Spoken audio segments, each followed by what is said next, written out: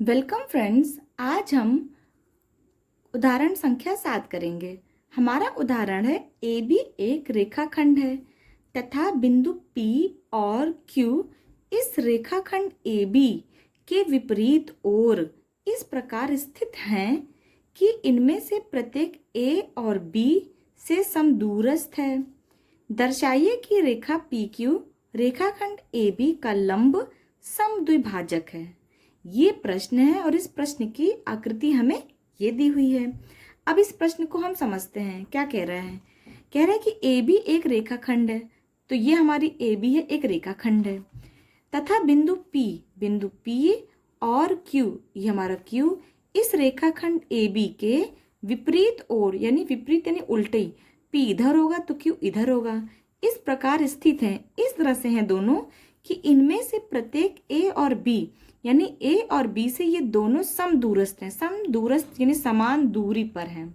सम यानी कि समान, दूरस्थ यानी दूरी, यानी P और Q A B से समान दूरी पे हैं, यानी कि ये और ये बराबर होगा। A से इसकी P और A की दूरी और P और B की दूरी बराबर है, यानी AP और हमारा BP बराबर है। वैसे ही A और B से जो Q है बराबर दूरी पर है, यानी हमारा AQ BQ दोनों बराबर होंगे। अब दर्शाना है कि रेखाखंड PQ, ये जो PQ रेखाखंड है, जब हमने P को C से मिला, वो Q से मिला दिया, जब हमने P को Q से मिला दिया, तो कह रहा है ये रेखाखंड AB को जब काट रहा है वो भी इसका लंब अर्थात 90 डिग्री और समद्विभाजक यानी दो बराबर हिस्सों में, यानी ये जो हमारा PQ है, PQ AB का लंब कर रहा है। लंब यानी 90 डिग्री बना रहा है और समद्विभाजक यानी समान दो हिस्सों में बांट रहा है, यानी हमें दिखाना है कि AC और BC हमारा बराबर है और ये दोनों कोण हमारे कितने हैं, 90 डिग्री दिया बताना है हमें। ये चीजें हमें यहाँ पे दिखानी है। ये हमारा प्रश्न है। अब इस प्रश्न में जो जो दिया गया है सबसे पहले हम उसे लिख लेते हैं। हमें दिया है, हमारे पास दिया गया है कि हमारा AP बराबर BP है। हमारा ये AP और ये BP दोनों बराबर दिया गया है और AQ और BQ बराबर दिया गया है। दूसरा क्या दिया, हमारा AQ बराबर BQ दिया गया है। अब हमें जो सिद्ध करना है हम उसे भी लिख लेते हैं। हमें सिद्ध करना है, हमें ये दिखाना है कि हमारा जो PCA है या फिर ACP, कहीं से भी हम उठा सकते हैं, तो ACP और BCP ये दोनों कोण हमारे कितने हैं, 90 डिग्री हैं। हमें ये दिखाना है। कोण ACP बराबर कोण BCP, ये दोनों कितने हैं, 90 डिग्री दिखाना है। और दूसरा दिखाना है कि हमारा AC BC के बराबर है। दूसरा हमें दिखाना है कि हमारा AC बराबर BC है। हमें ये चीजें यहाँ पे दिखानी है। अब हम इसको दिखाने के लिए सबसे पहले हम ये दो त्रिभुज लेंगे। ये बड़ा वाला त्रिभुज APQ लेंगे, दूसरा BPQ। ये बड़ा वाला त्रिभुज ये लेंगे और ये लेंगे। इनको लेने का मकसद क्या है? अगर हम इस त्रिभुज को लेंगे तो यहाँ से हमें ये कोण और ये कोण बराबर मिल जाएगा CPCT से। अगर ये दोनों कोण CPCT से बराबर मिल जाएगा तब जाके हम इस छोटे वाले कोण को, ये जो दो छोटा कोण है APC और BPC, ये दोनों कोण जो छोटे वाले कोण है, इन दोनों को हम सर्वांग सम प्रूफ करेंगे। जब ये दोनों सर्वांग सम प्रूफ हो जाएगा तब आसानी से हमें ये और ये यानी कि ये भुजा और ये कोण दोनों हमें क्या मिल जाएगा, जो हमको निकालना है वो हमें इससे मिल जाएगा। तो इसे हम पहले करके देखते हैं। तो हम सबसे पहले ये जो दो बड़ा वाला भुजा है, जो हमारा ये बड़ा वाला त्रिभुज है, इसको हम लेते हैं। हमारा है APQ, इसे हम सबसे पहले रफ में बना लेते हैं। हमने यहाँ पे इसको रफ में इस तरह से बना लिया। अगर हमने इसको ऐसे बनाया है तो इसे भी हम इसी प्रकार से बनाएंगे। ये हमारा A इधर को है तो A इधर, P ऊपर है और Q हमारे नीचे है, B किनारे है, P ऊपर है और Q हमारा नीचे है। ये हमने रफ में बना लिया। यहाँ पे जो जो बराबर दिया लिख लेते हैं। हमारा AP बराबर है किसके, BP के, और AQ बराबर है किसके, BQ के। अब आप देखिए जो PQ है, ये जो PQ है ये इस त्रिभुज का भी है और ये PQ हमारा इस त्रिभुज का भी है, यानी कि ये दोनों हमारे क्या हो जाएंगे, फिर ये भी बराबर हो जाएंगे।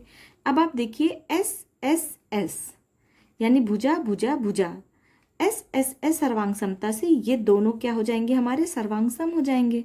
बस इसी को हमें शब्दों में लिख देना है।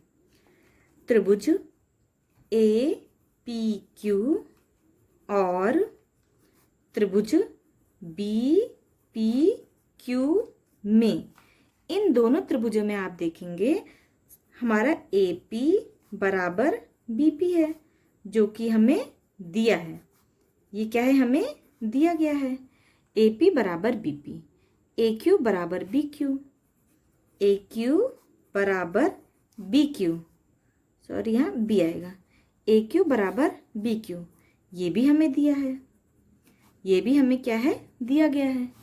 तीसरा हमारा पी क्यू बराबर पी क्यू है, पी क्यू बराबर पी क्यू। देखिए तो ये हमारा उभयनिष्ठ हो गया, कॉमन हो गया, ये दोनों का है। ये रेखा हमारी इस त्रिभुज की भी है और इस त्रिभुज की भी है, तो ये हमारी क्या हो जाएगी, उभयनिष्ठ हो जाएगी। यानी कि अर्थात जो त्रिभुज हमारा ए पी क्यू, ये सर्वांग हो जाएगा हमारा त्रिभुज बी पी क्यू के, वो भी ट्रिपल एस सर्वांग समता नियम द्वारा। और जहाँ ये दोनों त्रिभुज हमारे सर्वांग सम हो गए, वहीं पे ये कोण और ये कोण, इस कोण को हम 1 मानते हैं, इस कोण को हम 2 मान लेते हैं। वहीं पे हमारा कोण 1 बराबर हो जाएगा कोण 2 के, वो भी सी पी सी टी द्वारा, यानी संगत भाग बराबर हो जाएगा। इस कोण को ए पी क्यू 1 है, ए पी क्यू 1 है तो हम यहाँ 1 ले लेते हैं, और बी पी क्यू ये हमने 2 ले लिया, यानी 1 और 2 हमारे यहाँ पे बराबर हो गया। हमने जो हमारा मेन था टारगेट हमने पूरा कर लिया। अब इस छोटे वाले त्रिभुज को देखेंगे, इस छोटे वाले त्रिभुज ए पी सी को और बी पी सी को देखेंगे हम।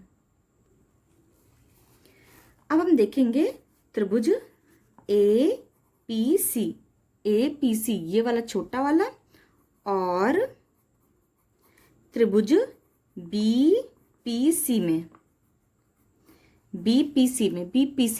अब इन दोनों को भी हम रफ में बना लेते हैं। तो हमने रफ में बनाया, ए पी सी कुछ हमारा इस तरह से, ए यहाँ पे ऊपर पी है, सी यहाँ पे, तो दूसरा भी हम इसी तरह से बनाएंगे।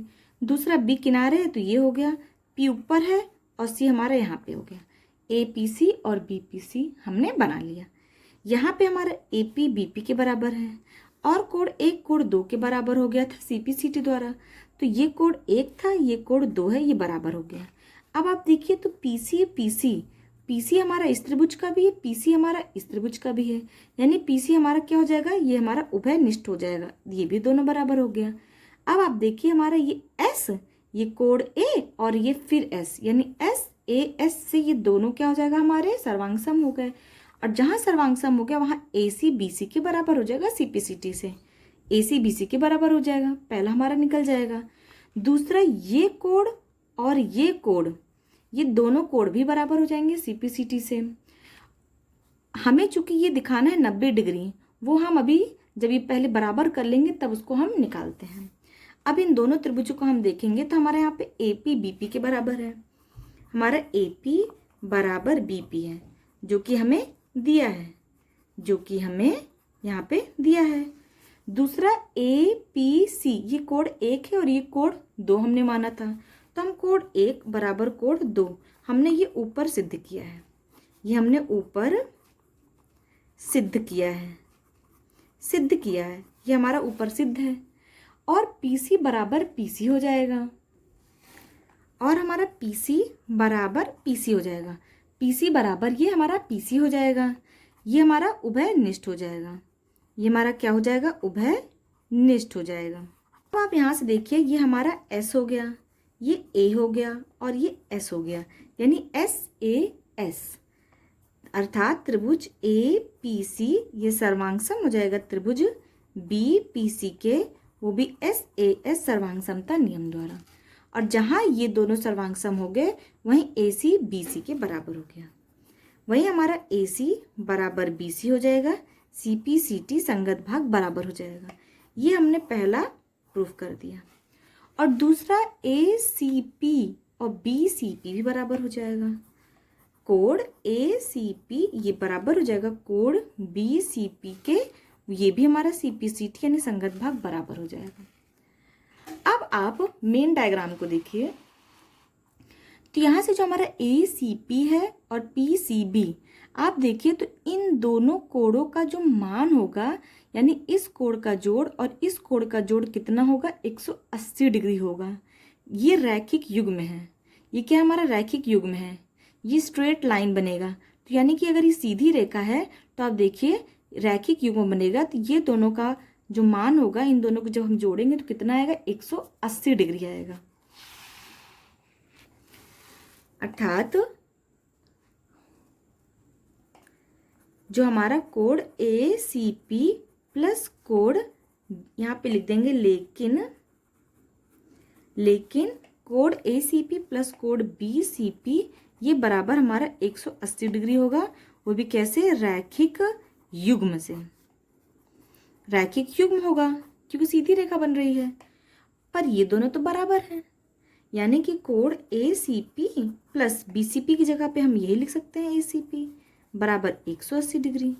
अब ये 2 हो गया, 2 गुणे कोण ACP बराबर 180 डिग्री। कोण ACP बराबर 180 डिग्री, ये गुणे में तो उधर भाग में जाएगा, 2 नमैया 18 यानी 90 डिग्री आ गया। यानी कोण ACP कितना आ गया हमारा, 90 डिग्री आ गया। कोण ACP ये हमारा 90 डिग्री आ गया, और ये कोण ACP BCP के बराबर है, यानी कोण BCP ये दोनों कोण हमारे कितने हो गया, BCP यानी कि लंब हो गया। यही दोनों चीज़ हमें दिखानी थी, ये इसका हमारा आंसर हो गया।